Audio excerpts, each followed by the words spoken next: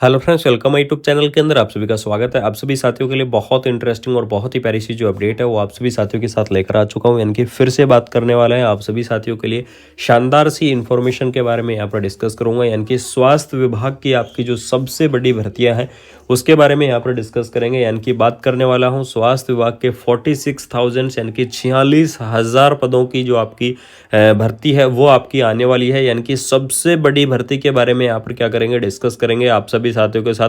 Completely जो information है वो आपको मैं यहाँ पर देने वाला हूँ, जिसके अंदर आपको अलग अलग जो कैटेगरी वाइज जो पद हैं वो आपको देखने को मिल जाएंगे। इसके अंदर आपको मेडिकल ऑफिसर के जो पद हैं वो भी आपको दिए जाएंगे।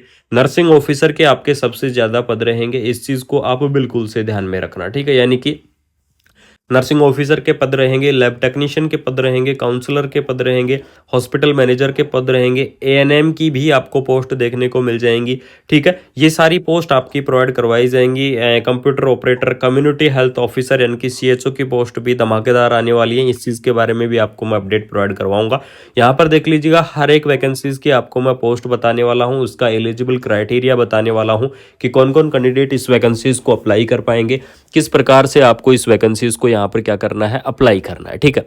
इसके अंदर देख लीजिएगा, सबसे पहले अगर यहाँ पर मैं बात करूँ तो देख लीजिएगा मेडिकल ऑफिसर की आपकी जो पोस्ट है वो आपको दी गई है। 518 आपकी जो मेडिकल ऑफिसर की जो पोस्ट है वो आपको यहाँ पर देखने को मिल जाएंगी, आपको देखने को मिल जाएंगी। इसके अंदर अगर यहाँ पर मैं बात करूँ तो मेडिकल ऑफिसर की इस पोस्ट के लिए जो एमबीबीएस कैंडिडेट है, यानी कि जिन्होंने एमबीबीएस कंप्लीट कर रखा है, वो कैंडिडेट क्या कर पाएंगे, इस वैकेंसीज को अप्लाई कर पाएंगे, इस भर्ती के लिए एलिजिबल्स रहेंगे। स्पेशलिस्ट की आपको 854 जो पोस्ट है वो आपको देखने को मिल जाएंगी। उसके बाद में बात करेंगे नर्सिंग ऑफिसर की पोस्ट के बारे में, तो यहाँ पर देख लीजिएगा, आपको जो नर्सिंग ऑफिसर की जो पोस्ट देखने को मिलेगी, नर्सिंग ऑफिसर के 4,423 आपकी जो पोस्ट है वो आपकी यहाँ पर क्या की गई है, प्रोवाइड आपको करवाई गई है। यानी कि 4423 पोस्ट रहेंगी।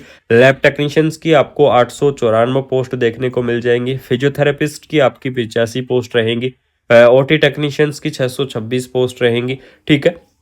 ग्रुप डी वर्कर की आपकी 16,000 प्लस पोस्ट आपको देखने को मिल जाएंगी। एएनएम की आपको 9,366 पोस्ट रहेंगी। इसके बाद आपको कम्युनिटी हेल्थ ऑफिसर की पोस्ट देखने को मिलेगी, डाटा एंट्री ऑपरेटर की। इस प्रकार से टोटल अगर यहाँ पर मैं बात करूँ तो 46,000 यानी कि 46,000 जो पद हैं वो आपको देखने को मिल जाएंगे, जो कि आपकी स्वास्थ्य विभाग की सबसे बड़ी भर्ती आपकी यहाँ पर रहने वाली है।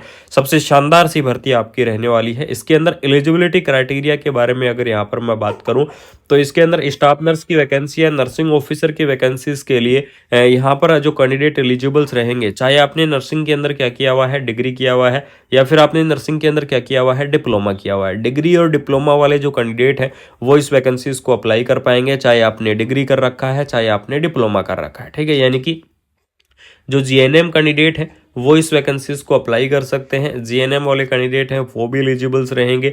बीएससी नर्सिंग जो कैंडिडेट हैं वो भी इस वैकेंसीज को अप्लाई कर पाएंगे।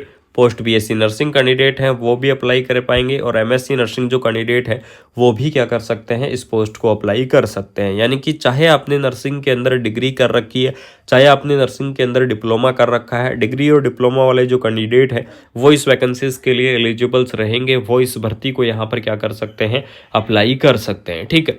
उसके बाद में यहाँ पर लैब टेक्नीशियन की पोस्ट की अगर यहाँ पर मैं बात करूँ तो लैब टेक्नीशियन की पोस्ट के लिए चाहे आपने क्या किया हुआ है, डीएमएलटी किया हुआ है, या फिर आपने क्या किया हुआ है, बीएमएलटी किया हुआ है। डीएमएलटी और बीएमएलटी वाले जो कैंडिडेट हैं वो इस वैकेंसीज को अप्लाई कर पाएंगे, वो इस भर्ती के लिए एलिजिबल्स रहेंगे। उसके बाद में आपको ग्रुप डी की पोस्ट है, एएनएम की पोस्ट दी गई है। एएनएम की इस पोस्ट के लिए आपके पास एएनएम कोर्स होना जरूरी है, ठीक है। अगर आपके पास एएनएम कोर्स है तो आप बिल्कुल से क्या कर सकते हैं, इस वैकेंसीज को आप अप्लाई कर सकते हैं। इस भर्ती के लिए आप यहाँ पर क्या रहेंगे, एलिजिबल्स रहेंगे, ठीक है।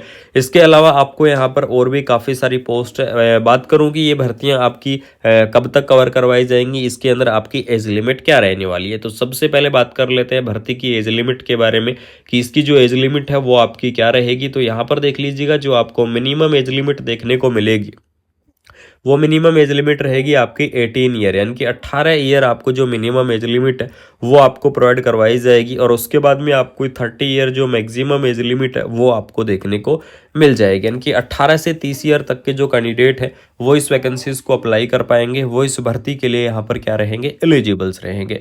इसके अलावा अगर यहाँ पर मैं बात करूँ तो गवर्नमेंट रूल के हिसाब से जो आपको एज का रिलैक्सेशन देखने को मिलता है वो एज का रिलैक्सेशन भी आपको देखने को मिलेगा, जो कि आपका अलग अलग कैटेगरी वाइज रिलैक्सेशन होता है। जैसे कि आपको यहाँ पर ओबीसी कैटेगरी की मैं बात करूँ तो ओबीसी के लिए आपको 3 ईयर का जो रिलैक्सेशन है वो आपको प्रोवाइड करवाया जाएगा। एससी और एसटी कैटेगरी की अगर मैं बात करूँ तो इसके लिए आपको 5 ईयर का रिलैक्सेशन देखने को मिलेगा। पीडब्ल्यूडी कैंडिडेट की अगर यहाँ पर मैं बात करूँ तो इसके लिए आपको 10 ईयर का रिलैक्सेशन देखने को मिलेगा। इस प्रकार से आपका अलग अलग जो कैटेगरी वाइज रिलैक्सेशन है वो आपको देखने को मिल जाएगा। अलग अलग कैटेगरी वाइज जो रिलैक्सेशन है वो आपको यहाँ पर क्या किया जाएगा, प्रोवाइड करवाया जाएगा। इसके अलावा आपको और भी काफ़ी सारी अलग अलग पोस्ट देखने को मिल जाएंगी और इन सभी पोस्टों की आपकी एज लिमिट सेम रहने वाली है। साथ में सैलरी की अगर यहाँ पर मैं बात करूँ, क्योंकि काफ़ी सारे कैंडिडेट इस चीज़ को लेकर कमेंट करते हैं कि सैलरी है वो कितनी रहेगी या फिर कितनी सैलरी हो सकती है, तो यहाँ पर देख लीजिएगा आपकी जो सैलरी देखने को मिलेगी वो मिलेगी आपको यहाँ पर 25,000 से लेकर और आपकी जो सैलरी है वो आपकी जाएगी 82,000, यानी कि 25,000 से 82,000 रुपये तक आपकी जो सैलरी है वो आपकी हो सकती है। लेकिन इसके अंदर आपको अलग अलग पोस्ट और अलग अलग कैटेगरी वाइज जो सैलरी है वो आपको देखने को मिल जाएगी। बहुत ही शानदार और बहुत ही धमाकेदार जो पोस्ट हैं वो आपकी प्रोवाइड करवाई गई हैं। तो बिल्कुल से आप क्या कर सकते हैं, इस वैकेंसीज को आप अप्लाई कर सकते हैं। इस भर्ती के लिए आप एलिजिबल्स रहेंगे।